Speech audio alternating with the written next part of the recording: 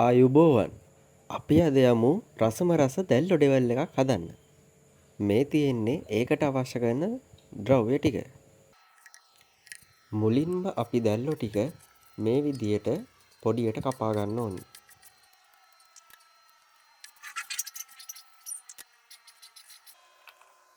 කපාගත්ත දැල්ලෝ ටික හොඳින් හොදලා ඒකට ගම්මිරිස් කුඩු, මිරිස් කුඩු, කහ කුඩු, ලුණු ටිකක් දාලා හොඳින් කලවම් කරගන්න.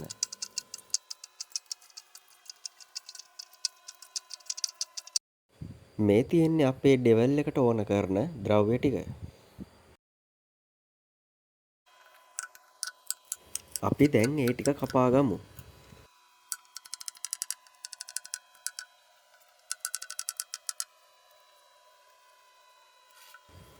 ලූණු කපා ගන්නකොට රවුමට කපා ගන්න.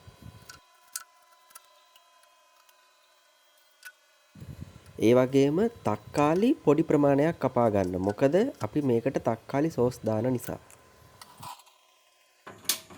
දැන් ලිපෙන් මැටි වළඳක් තියාගන්න.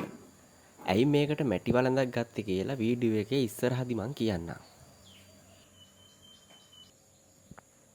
වළඳ රත් වුණාට පස්සේ ඒකට පොල් තෙල් දාගන්න. තෙල් ටික හොඳට රත් වුණාට පස්සේ අපි කපාගත්ත සුදු ලුණු ටික එකතු කරගන්න. මද වේලාවකින් අපි කලින් කපාගත්ත දැල්ලෝ ටික එකතු කරගන්න. මේ දැල්ලෝ තම්බලවත් බැදලවත් නෙමෙයි තියෙන්නේ. මොකද දැල්ලෝ කලින් තම්බල හරි බැදලා හරි ගත්තට පස්සේ ඒකේ තියෙන රස නැති වෙනවා.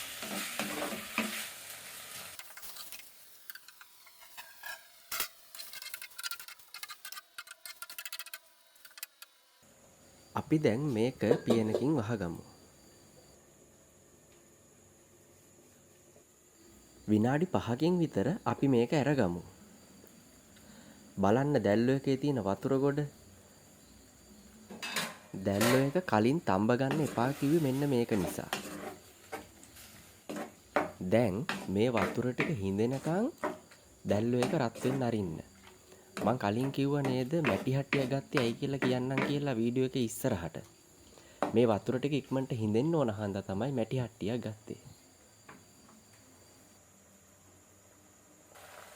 හරි ඔන්න දැන් අපේ දැල්ලෝ එකේ වතුර ටික හිඳිලා තියෙන්නේ. මේ ගානට වතුර තියෙද්දි අපි කලින් කපාගත්ත මාළු මිරිස් ටික එකතු කරගන්න. කරපිංච ටිකත් ඒ විදිහටම එකතු කරගන්න. මද වේලාවකින් ඒකට සැර අනුව කෑලි මිරිස් එකතු කරගන්න. මේ එකම තක්කාලි සෝස් ටිකත් එකතු කරගන්න. දැන් හොඳින් කලවම් කරගන්න. හොඳින් කලවම් කරගෙන ලිපෙන් බාගන්න විනාඩි 2කට විතර කලින් අපි කලින් කපාගත්ත ලුණු ටිකයි තක්කාලි ටිකයි එකතු කරලා හොඳින් කලවම් කරගන්න. ඔන්න දැන් අපේ ඩෙවල් එක හදලා ඉවරයි. දැල්ලෝ එක කලින් තම්බන්නේ නැතුව මේ විදිහට හදලා බලන්නකෝ රහ කොහොමද කියලා.